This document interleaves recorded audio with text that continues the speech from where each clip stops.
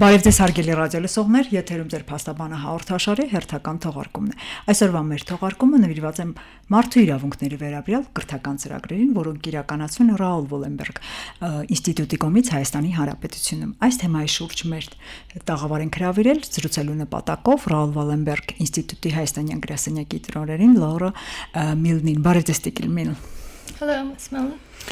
Տիկել Միլ, մարդու իրավունքների վերաբերյալ կրթական ծրագրերը սովորաբար հետապնդում են մեկ նպատակ՝ հասարակությունը զարգացնելու, ժողովրդավարությանը մոտեցնելու, բարձրացնելու յուրաքանչյուր անձի իրավագիտակցությունը, ինչպես նաև տոլերանտությունը եւ ընդհանրապես տիրապետելու մարդու իրավունքների արժեքներին։ Խնդրում եմ ներկայացրեք Raoul Wallenberg ինստիտուտի կողմից ինչ ծրագրեր են իրականացվում Հայաստանի Հանրապետությունում եւ ինչ առաջնահերթություններ կան։ Ms. Milne, we all know that human rights education have a goal of developing societies, of strengthening democracies, of embedding human rights values within the society.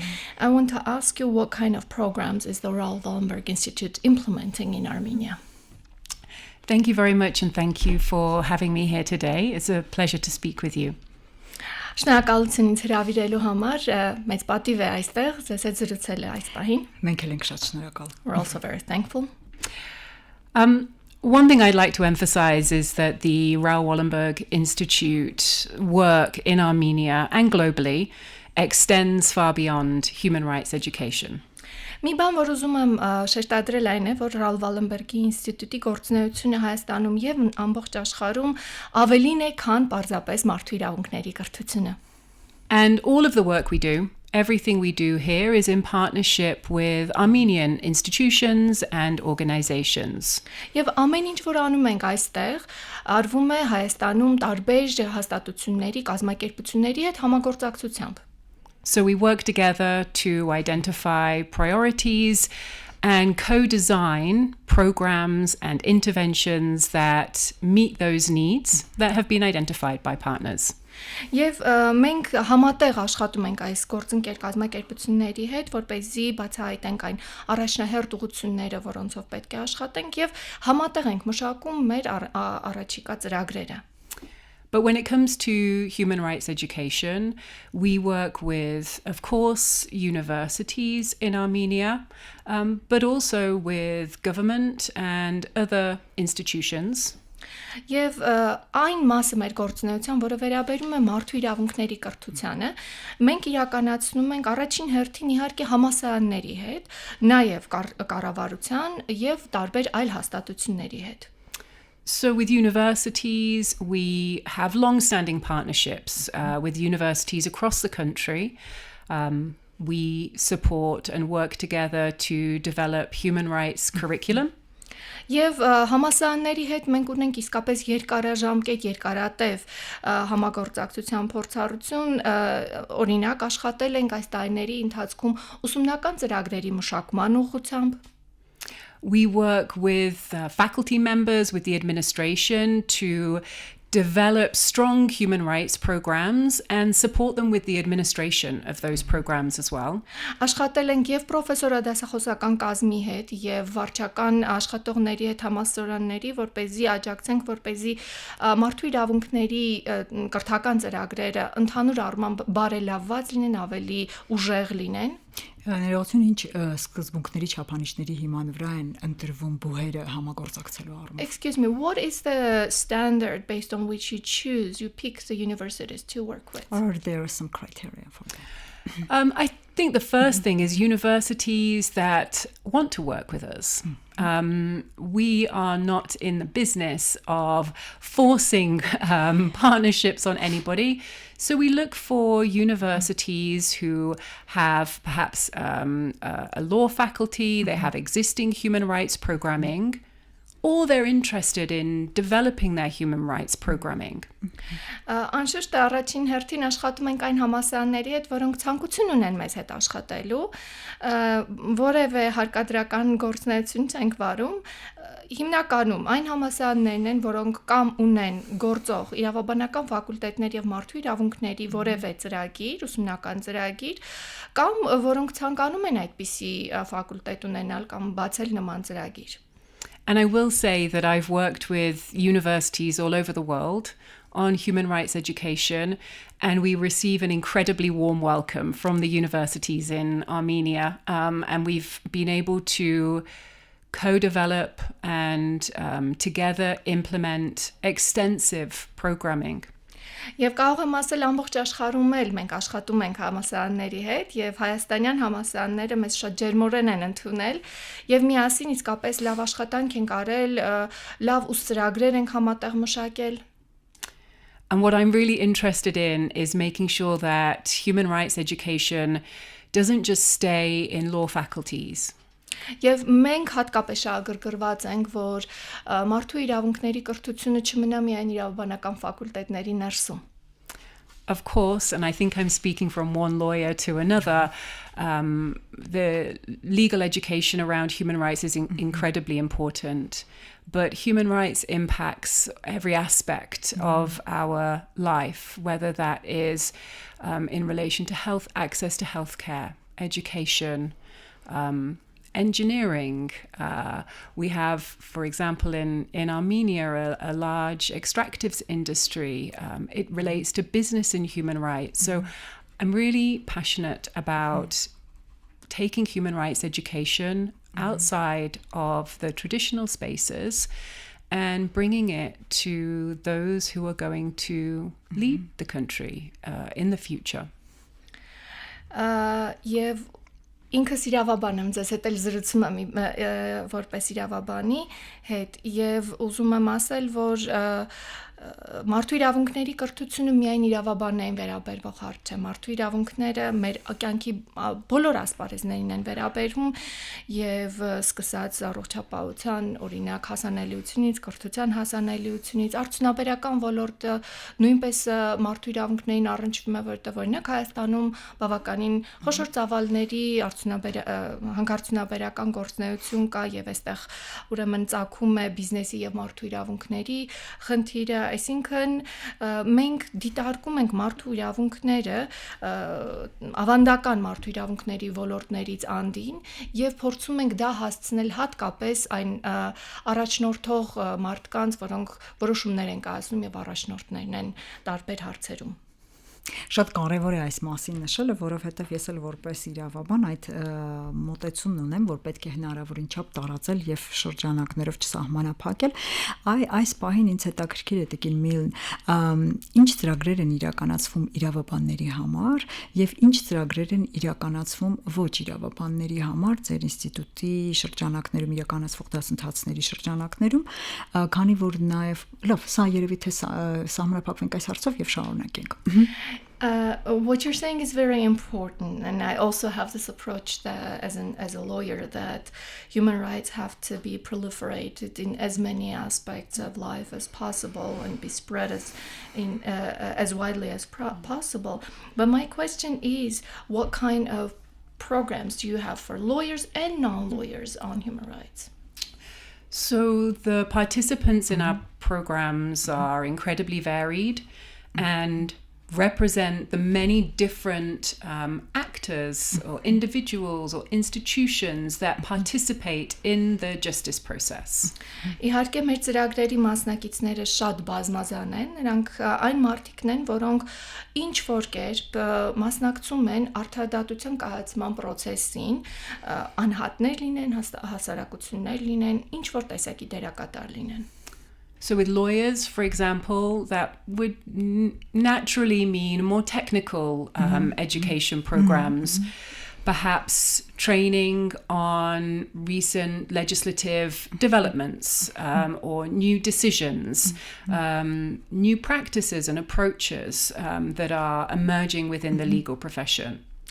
Եվ օրինակ իրավաբանների հետ մեր ծրագրերը ավելի տեխնիկական բնույթի են, դրանք կարող են ներառել, ասենք, օրենսդրական ակտերի տարբեր կողմերի, տարբեր հարցերի քննարկումներ, իրավագիտար ոլորտում նոր պրակտիկաների, նոր մոտեցումների քննարկումներ. And of course, since all of our programming is aimed at strengthening human rights, the work we do with lawyers is to better equip them with the knowledge and skills they need to protect human rights and hold accountable when they see violations on behalf of those affected. Եվ քանի որ ընդհանուր առմամբ մարդու իրավունքների հետ կապված գործունեությունը հատկապես իրավաբանների հետ եթե մենք անում ենք, ապա առաջնային նպատակն այն է, որ իրենք զինված լինեն այնպիսի գիտելիքներով եւ մոտեցումներով, որոնք ավելի կօգնեն իրենց, ավելի կամրապնդեն իրենց կողմից մարդու իրավունքները կամ տուժած մարդկանց պաշտպանելու իրենց աշխատանքը եւ պատասխանատվության նաեւ ենթարկելու այդ իրավունքները խախտողներին. We also have extensive programming with our government partners. We work with the Academy of Justice, for example. We work with the Centre for the Implementation of Legal and Rehabilitation Programs. Ministry of Justice. Under the Ministry of Justice. We work with the Ministry of Environment. We work with other institutions such as the Human Rights Defender's Office, with parliamentarians. And there, when we're working with government, so I'll leave the Human Rights Defender's Office to one side for a moment, but when we're working with government representatives, there the objective of programming is to help them to better understand their obligations under international law. Մենք աշխատում ենք նաև կառավարության տարբեր հաստատությունների հետ եւ նաև անկախ հաստատությունների հետ նույնպես մասնավորապես աշխատում ենք նախարարությունների հետ Արդարադատության նախարարության հետ ենք աշխատում, շրջակա միջավայրի նախարարության հետ ենք աշխատում ենք Արդարադատության ակադեմիայի հետ, աշխատում ենք նաև մարդու իրավունքների պաշտպանի գրասենյակի հետ, ազգային ժողովի հետ ենք աշխատում եւ եթե միայն կառավարության տարբեր այո, ակադեմիան էլ նշվեց եւ եթե մարդու իրավունքների պաշտպանի գրասենյակը առանձնացնեմ այս բանին դրա մասին ավելի ուշ կանդրադառնամ, ապա բոլոր հաստատությունների հետ աշխատում ենք հիմնականում աջակցելու, որպեսզի այն պարտավորությունները, որոնք կառավարությունը ստանձնել է մարդու իրավունքների պաշտպանության ուղղությամբ, այդ պարտավորությունները նա կարողանա բացատրեն կատարել։ Այստեղ ես մեկ հարց ունեմ, մենք գիտենք իր որպես իրավաբաններ, որ պետությունը ունի Pacta sunt servanda սկզբունքը,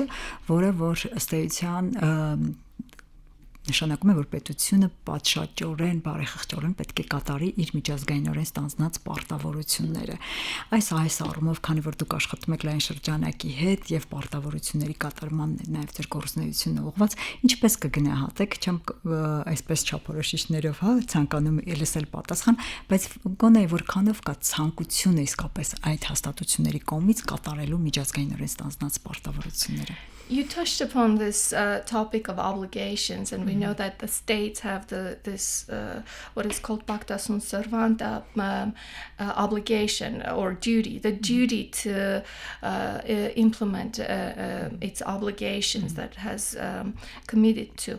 I don't want you to go into details of your assessment, but just, a cursory evaluation, according to you, of Armenia's implementation of its obligations under international law. What is your idea?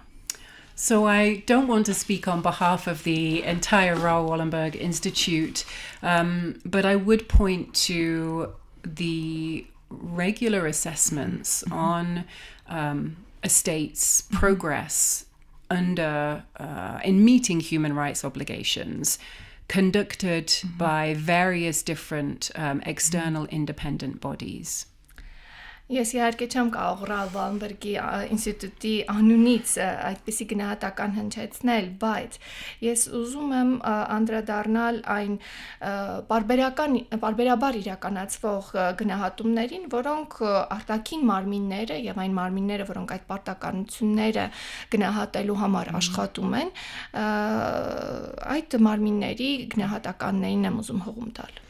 And I think that when we look at the results of those assessments, we see there are undeniably positive movements towards the state meeting its obligations under international human rights law, whether that's in relation to the rights of women, right to education.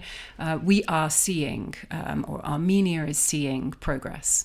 Եվ այսպիսով հեղում անելով հենց այդ մարմինների կատարած ուսումնասիրությունների, դիտարկումների արդյունքներին, այո, կարող ենք տեսնել, որ Հայաստանի կողմից անհերքելիորեն դրական շարժ կա, դրական քայլեր են իրականացվում մարդու իրավունքների միջազգային իրավունքի ոլորտում, կարող եմ օրինակ բերել նույն կանանց իրավունքների, կրթության հետ կապված իրավունքների ոլորտում այո կա առաջընթաց.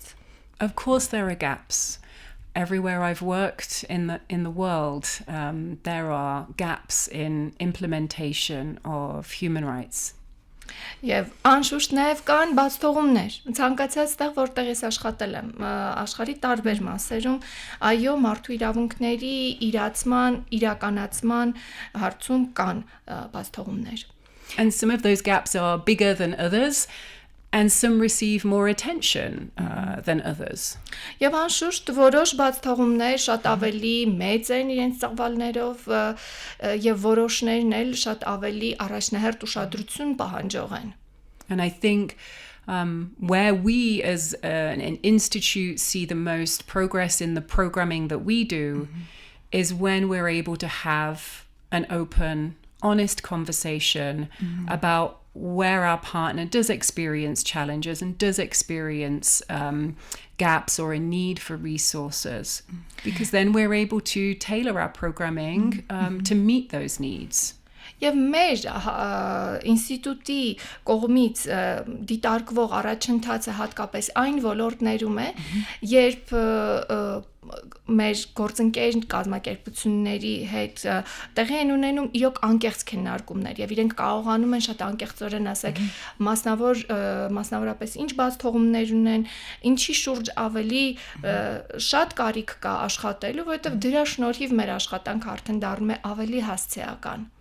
Ես այս մտահոգությունը նաև հայտնեմ որպես Օրհուսի կոնվենցիայի նախկին ազգային համակարգող, դրա համար ինձ համար արդիական է. And I want to express one concern I have, which comes from my experience of being the national focal point of the Aarhus Convention. Ես այստեղ ընդհատեմ հարգելի ռադիոլսողներ, եթերում ձեր փաստաբանը հաղորդաշարն է, որի ընթացքում մենք այսօր խոսում ենք մարդու իրավունքների վերաբերյալ կրթական ծրագրերի մասին եւ մեր հյուրն է Raoul Wallenberg ինստիտուտի հայաստանյան գրասենյակի տնօրեն Լորա Միլնը։ Եվ շարունակելով մեր զրույցը, ես հետեւյալ հարցող եմ։ Ձեր կողմից նշվեց, այո, մենք պատկերացնում ենք, որ իրավաբանների համար տեխնիկական են շատ ծրագրերը, կարելի ասել, որոնք քարտեզագրվում են կարիքների վրա, նույնն էլ իհարկե որպես Օրհուսի կոնվենցիայի ազգային այսպես կարող եմ անդրադառնալ, բայց այս պահին չեմ ուզում այս հաղորդումը ավելի լայն լսարանի համար կօգտագործենք, իսկ ավանդական են կրթական ծրագրերի անցկացման մեթոդիկաները, թե դրանք կարող են լինել ոչ ավանդական, օրինակ, եթե նկարիչներ են, բայց ուզում են իրավունքի ծրագրերի վերաբերյալ տեղեկանալ կամ մասնակցել որևէ հնարավորություն ունեն ավելի լայն, այսպես տարբեր արվեստի այդ թվում ներկայացուցիչները տեղեկանալ եւ մասնակից լինել. I have been the focal point of the Aarhus Convention, and I know the specificities of work or training for lawyers. And of course, as you have mentioned, these kind of programs can be very technical. But my question is, how do you organize your training programs? Are they following a traditional kind of mode? Or, for example, just a question, can artists, painters, let's say, participate in any program of yours if they wish to enhance their knowledge on human rights? So actually, IWI has done quite a lot of work on the right of the public to participate in environmental decision making. Second pillar of the Yes, so this is an issue that we've worked on directly and we're continuing to work on. But to your question, human rights impact everybody. And so whilst we do have programming that is targeted at lawyers or at judges or at probation officers or prison guards, there are spaces and there is programming that is much more open, whether that's to include people pursuing artistic endeavors or journalists or writers or scientists. Ուզում եմ Օրհուսի կոնվենցիայի կոնտեքստում հատկապես շեշտել, որ այո, մենք բավականին մեծ գործունեություն ենք ծավալում շրջակա միջավայրի վրա ազդեցություն ունեցող որոշումների մեջ մարդկանց մասնակցությունը խթանելու հարցում, բայց ձեր հարցին ուղիղ պատասխանելով, ինչ վերաբերում է ուրեմն մարդու իրավունքների կրթությանը ոչ իրավաբանների հարցին, ուրեմն այո, մարդու իրավունքները ազդեցություն ունեն բոլոր մարդկանց եւ բոլոր կյանքի ոլորտների վրա եւ անշուշտ ունենք առանձին ծրագրեր իրավաբանների համար, առանձին ծրագրեր դատախազների, իրավագիրառ մասնագետների համար, ասենք պրոբացիոն ծառայողների կամ քրեակատարողական ծառայողների համար, բայց նաեւ շատ բաց հնարավորություններ կան տարբեր ձևերով մասնակցելու մեր ծրագրերին, այնպիսի մարդկանց համար, ովքեր կարող են լինել արվեստագետներ, կարող են լինել լրագրողներ, գրողներ, գիտնականներ. So, for example, last year we had an activity, we partnered with Tumo Labs and we held a 48-hour environmental rights tech ideathon, hackathon. Participants mainly had a science, technology background, and the objective was to support participants to develop tech-based solutions to environmental rights challenges.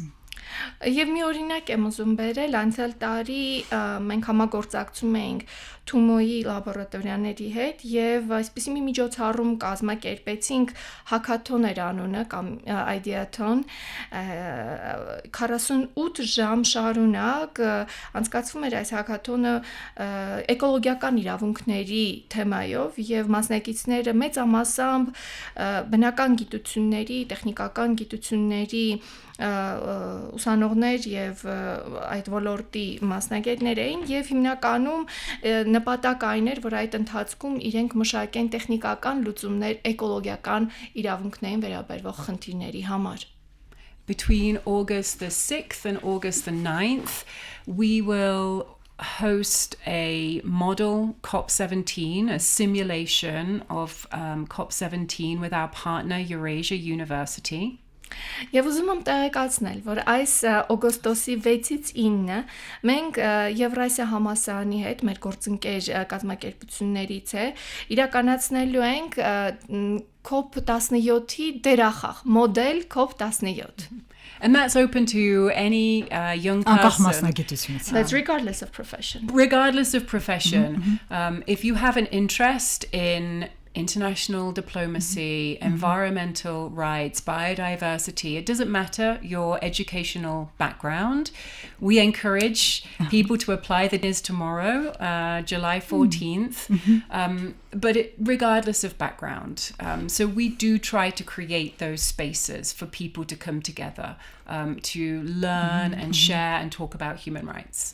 Եվ այո, մենք ամեն ջան գործադրում ենք, որպեսզի այդպիսի տարածքները ստեղծենք, որ ցանկացած փորձառություն եւ ցանկացած հետաքրքրություն ունեցող մարդ կարողանա մասնակցել մարդու իրավունքներին վերաբերող քննարկումների կամ միջոցառումների եւ հենց այդպիսի մի միջոցառում էլ, այսինքն նշած միջոցառումն է օգոստոսի 6-ից 9-ը եւ խորհուրդ եմ տալիս բոլոր մարդկանց, ովքեր իրոք հետաքրքրություն ունեն միջազգային դիվանագիտության, էկոլոգիական իրավունքների, կենսաբազմազանության ոլորտում այս միջոցառմանը դիմել եւ մասնակցել։ Շատ կարեւոր է հոկտեմբերին անցկացվելի COP17-ից առաջ ունենալ նման դերախաղ, որը որ իրոք կներգրավի հասարակության բոլոր շերտերին եւ տարբեր մասնագիտությունների եւ տարիքային տարբեր խմբերի ակտիվիստներին, շատ ուրախ եմ դրա համար եւ շարունակելով մեր զրույցը, արդյոք կարող ենք ասել, որ դուք նշեցիք իհարկե ձեր գործընկերներին, որոնց մեջ իհարկե հաճելի էր իմ նախկին աշխատավայրերը տեսնել արդարադատության նախարարություն, շրջակա միջավայրի նախարարություն, բայց հարցս հետեւյալն է, եթե մեզ լսում են հիմա այլ հաստատություններ, որոնք որ ձեզ հետ գործընկեր չեն, ինչպես կարող են իրենք սկսել այդ համագործակցությունը, հնարավոր է բոլոր ցանկացողների համար, ովքեր ունեն կոնկրետ ծրագրեր, կոնկրետ գաղափարներ։ COP17 is very important. This kind of assimilation is, of course, very important, especially involving different age groups, different professional groups, etc. But I have this question. You mentioned the various institutions that you are partnering with, including government ministries, Ministry of Justice, Ministry of Environment, where I have previously worked in. But my question is, if we have people listening to this program that are from different institutions not partnering currently with your Raoul Wallenberg Institute, how can they be partners to any of the work that you do? Yes, thank you for that question. We form new partnerships with interested organizations all the time. I'm always interested in speaking to organizations, whether they're state institutions, civil society, academia, think tanks, to better understand the work they're doing and to explore whether there might be synergies between what we're trying to achieve. Այո, նոր գործընկերությունները շատ կարևոր են, ինքս նախանձախնդրորեն հետամուտ եմ լինում, ուրեմն նոր հաստատությունների, դրանք կարող են ներառել եւ կառավարական հաստատություններ եւ քաղաքացիական հասարակության կազմակերպություններ, նախաձեռնություններ, գիտակրթական ոլորտը, գիտահետազոտական վերլուծական, այսպես կոչված think tank-երը, հանուն նրա, որպեսզի նոր սիներգիաներ ստեղծվեն. And sometimes those partnerships are financial. We're providing financial assistance for a partner to deliver a particular activity with us. And sometimes it's technical, where we're coming in because a partner has identified a particular need they have for expertise, and we're able to provide that expertise. And so there are different ways that we partner with organizations. We have a very active Facebook page, and I would encourage anybody who's interested in talking to us to reach out to us through our Facebook page. Եվ մեր համագործակցությունը տարբեր բնույթ է ունենում ֆինանսական, օրինակ մեր գործընկեր կազմակերպությունները կարող են ունենալ ֆինանսական աջակցության կարիք, ինչ որ իրենց անելիքներից մի բանը անելու համար, կարող են ունենալ տեխնիկական աջակցության կարիք, օրինակ մենք կարող ենք տրամադրել փորձագիտական կարողություններ, էլի իրենց գործունեության մեջ ինչ որ մի բան անելու համար, այնպես որ համագործակցության ձևերը շատ տարբեր են. Եվ մենք ունենք բավականին ակտիվ Facebook-յան էջ, ցանկացողները մեզ կարող են Facebook-յան էջով նույնպես դիմել, հարց բարձրացնել եւ մենք արձագանքենք. Շատ բարի, քանի որ մեր հաղորդումը մոտենում է ավարտին, այսպեսի մի հարց, քանի որ դուք այլ պետություններում եք իրականացրել մարդու իրավունքների ծրագրեր, ինձ հետաքրքիր է, իհարկե չափելի, միգուցե չափելի է, միգուցե ոչ, չգիտեմ, չեմ կարող այս պահին չունեմ թվեր ձեռքիս տակ, այնուամենայնիվ այլ պետություններում մարդու իրավունքների ծրագրերը պատկերը շատ են փոխել մինչև ձեր ծրագրերի իրականացումը եւ հետո. We're coming close to the end of the program, and I want to ask you this question. The Raoul Wallenberg Institute works in many countries, and I wonder, in other countries, what was the situation before Raoul Wallenberg Institute started working and after working? Were you able to measure, and I'm not sure if you know this kind of measurements do exist, but what was the difference made after the Raoul Wallenberg started working in different countries? I've only worked for Raoul Wallenberg Institute in Armenia, but I have worked for many other human rights organizations in other countries. So I can speak a little bit about how we measure the impact of human rights programming at RWI and generally when it comes to these kinds of programs. Ինքս Raoul Wallenberg-ի ինստիտուտում իմ գործունեությունը սկսել եմ Հայաստանում աշխատելով եւ կարող եմ ասել ամեն դեպքում իմ փորձառությունից ելնելով այլ երկրներում եւ այլ իրավապաշտպանական կազմակերպություններում աշխատելով թե ինչ տեսակի գործունեությունը չափելու հնարավորություններ ու մեթոդներ են կիրառվում ընդհանրապես բայց նաեւ հատկապես Raoul Wallenberg-ի ինստիտուտում մենք ինչպես ենք չափում մեր գործունեության արդյունավետությունը. RWI in Armenia and globally works to an organizational theory of change, which sets out our objectives, our vision, and our mission as an organization to strengthen the practice of human rights, to improve and advance human rights among our partner organizations. Հայաստանում եւ աշխարհի տարբեր երկրներում Ռալ Վալենբերգի անվան ինստիտուտը ունի փոփոխության տեսության այս մոտեցումը, որը գործնեության չափման մեջ օգտագործում է։ Անշուշտ չափումները վերաբերում են մեր տեսլականի եւ առաքելության կատարմանը, դրանք հիմնականում վերաբերում են մարդու իրավունքների պրակտիկան, այսինքն իրականացումը ամրապնդելուն, մարդու իրավունքները ընդլայնելուն եւ խթանելուն. Measuring human rights change is challenging. So all of our programming works towards a set of predefined objectives and goals with related targets for us to achieve.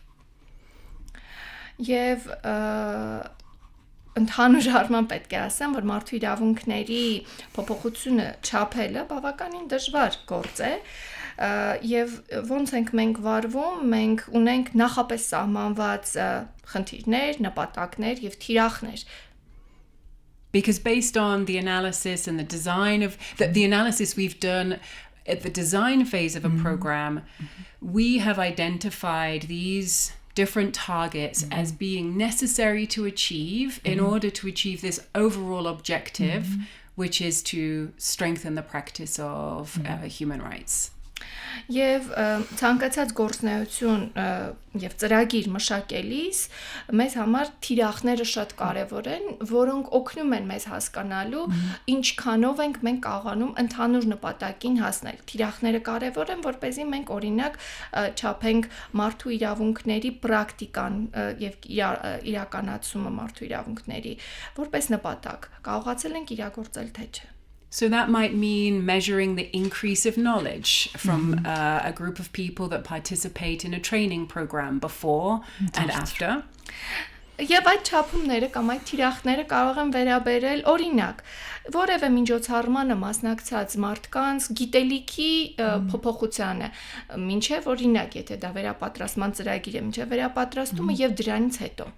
But if we stay with that example, it's important to note that simply increasing the knowledge of human rights doesn't necessarily mean that practice, day-to-day practice is changed. And what we're interested in is looking at how do our participants take that information, those tools, and implement it in their day-to-day work.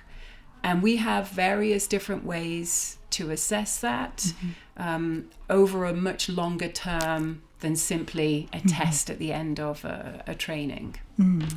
Եվ միայն այս օրինակը եթե վերցնեմ ու խորացնեմ, ապա մարդկանց գիտելիքի բարձրացումը չափելը միայն բավարար չէ, որպեսզի մենք իմանանք կամ համոզվենք, որ մարդու իրավունքների խթանման մեր նպատակին հասել ենք։ Շատ կարևոր է, որ այդ գիտելիքները պրակտիկայում կիրառվեն եւ շատ կարևոր է իմանալ, թե ինչպես են մարդիկ այդ գործիքները, հմտությունները կամ գիտելիքները, որոնք ստացել են ինչպես են դրանք իրենց առօրյա աշխատանքի եւ գործունեության մեջ կիրառում, այնպես որ միայն օրինակ վերապատրաստման ծրագրից հետո ինչ որ քննական, ստուգողական նման մի բան անելը մեզ համար բավարար չէ չափման իմաստով, մենք ունենք նաեւ երկարատև չափման այլ մոտեցումներ։ Եվ քանի որ կրթությունը շարունակական է, բնականաբար մարդու իրավունքների կրթությունը եւս շարունակական է եւ մաղթում ենք այդ շարունակականության մեջ ձեզ մեծ հաջողություններ եւ շնորհակալություն եմ հայտնում ձեզ իմ համակարգացիների եւ երևի թե համերկրացիների անունից եւս այդ ծրագրերը իրականացնելու համար եւ երևի թե այստեղ մեկ նախադասությամբ կցանկանայի տիկին Լորան այսպես կոչ աներ մեր լսող ռադիո լսողներին, որը կլինի իր կոչը սովորելու հետ կապված մեկ նախադասությամբ կարճ եւ այստեղ կամփոփենք մեր հաղորդումը։